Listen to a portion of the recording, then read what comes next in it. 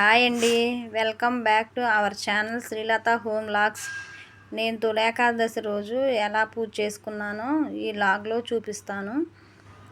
ఈరోజు దేవుడి సామాన్లన్నీ శుభ్రం చేసుకుని పూజ చేసుకున్నాను. ఇంట్లో బయట తులసం దగ్గర దీపారాధన చేసి వంట స్టార్ట్ చేస్తాను. మా పూజ ఎలా చేసుకున్నానో చూడండి. గుమ్మాలకు పసుపు రాసి బొట్లు పెట్టి ఇల్లంతా శుభ్రం చేసుకుని పూజ చేసుకున్నాను.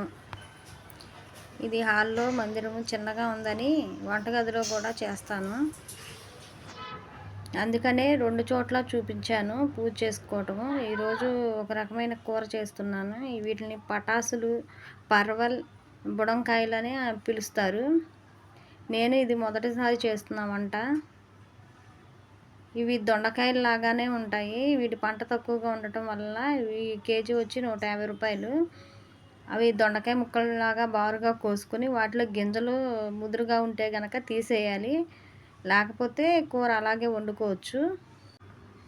వీటిలో ఫైబర్ ఎక్కువగా ఉంటుంది, నీరు శాతం కూడా ఎక్కువగా ఉంటుంది. దానివలన మనకి వేడి చేయకుండా ఉంటుంది. జ్వరం వచ్చినప్పుడు పత్తిమ కూరలకు కూడా బాగా పనికొస్తాయి. ఉల్లిపాయ కోసి పక్కన పెట్టుకొని కూర మొదలు పెడుతున్నాను. ముందుగా ఎండుమిరపకాయలు, తిరగమోత దినుసులు, ఆవాలు, జీలకర్ర, పచ్చెనపప్పు వేసుకొని దూరగా వేయించుకొని వెల్లుల్లిపాయ కూడా వేసుకోవాలి. వెల్లుల్లిపాయ వేస్తే చాలా మంచి స్మెల్ వస్తుంది. ఉల్లిపాయ కూడా వేసి దూరగా వేయించుకొని కరివేపాకు వేయాలి. సేమ్ దొండకాయ కూర ఎలా వండుతామో అలాగే వండుకోవాలి. వేరే కూరగాయలతో కూడా కలగలుపుగా వండుకోవచ్చు, కానీ నేను ఎప్పుడు ట్రై చేయలేదు. దొండకాయ లాగా ట్రై చేద్దామని వండుతున్నాను. మా ఇంట్లో పూజా మందిరం అలమర చిన్నగా ఉందని చెప్పి వేరే చోట కూడా చేసుకుంటున్నాను. అందుకనే నేను పటాలు ఎక్కువ ఉంటే తీసేసి చిన్న చిన్న దేవుడి బొమ్మలు కొనుక్కొచ్చుకున్నాను.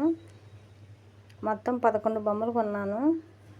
మొన్న రత్నదీప్కి వెళ్ళినప్పుడు మష్రూమ్ ప్యాకెట్ తీసుకొచ్చాను. మా బాబు క్లీన్ చేస్తున్నాడు. తను చేస్తాడంట కూర. అది మసాలా పేస్ట్ పట్టడానికి అన్నీ రెడీ చేసి పెట్టాను. ఉల్లిపాయ, యాలక్కాయ, లవంగాయ, దాల్చిన చెక్క, కొంచెం జీడిపప్పు, వెల్లుల్లిపాయలు, గసగసాలు, టమాటా ఇవన్నీ వేసి పేస్ట్ చేసి పెట్టుకున్నాను. ముందుగా ఆయిల్ వేసుకుని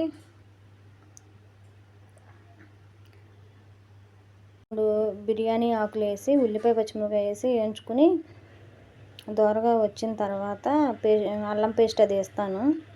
పక్కన దొండకాయ కూర వేగుతుంది.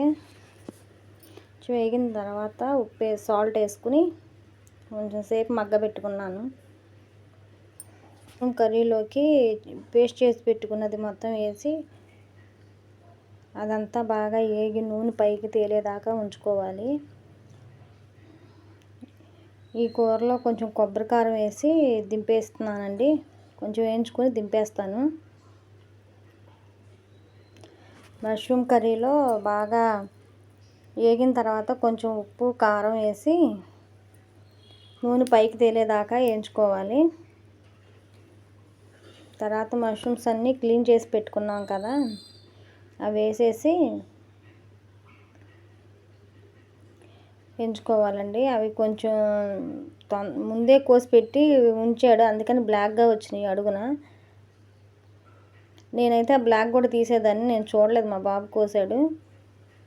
మా వారికి బ్రౌన్ రైస్ను ఇందాడ చేసిన కర్రీతో భోజనం పెట్టేశాము. ఆయనకి జ్వరం వలన ఇవి తినరండి. 2 రోజులు పత్యం చేయాలి కదా, టైఫాయిడ్ వచ్చింది. కొంచెం గరం మసాలా వేసి అది చూడండి వేగింది బాగానే, నూనె పైకి తేలుతుంది. ఇప్పుడు కొంచెం వాటర్ పోసుకోవాలి. ఇందాక మిక్సీ జార్లో కొంచెం ఉందండి, తొలిపి వాటర్ పోసాను. వాయిస్ ఓవర్ ఇస్తున్నా కానీ కర్రీ మొత్తం మా బాబాయ్ చేశాడు. అందుకో చూడండి, వాడి చెయ్యి కూడా కనిపిస్తుంది. కొన్ని నాన్ వెజ్ కర్రీస్ కూడా చేస్తాడు, చికెన్, ఎగ్ అలాంటివి. బిర్యానీ చేయమన్నారు. బిర్యానీకి ముందుగా కొంచెం నెయ్యి, నూనె వేసుకొని బిర్యానీ ఐటమ్స్ ఉంటాయి కదా, అవి మొత్తం మసాలాలన్నీ వేసి దోరగా వేయించుకుని ఉల్లిపాయ, పచ్చిమిర్చి, కొత్తిమీర, పుదీనా అన్నీ వేసి వేయించుకోవాలి. మా వాడు కొంచెం కొంచెంగా చేయగలడండి. నాన్ వెజ్ కర్రీస్, ఎగ్ అనంగా, మష్రూమ్స్, చికెను అలాంటివి కొన్ని కొన్ని వచ్చు, చేస్తాడు. మా పాప ఏమో రైస్ కుక్కర్లో అయితే రైస్ పెడుతుంది. అలా చేయాలనిపిస్తే చేస్తారు, లేకపోతే లేదండి. అది అల్లం పేస్ట్ వేసి కొంచెం బిర్యానీ మసాలా, అల్లం పేస్ట్ వేసాను, ఉప్పు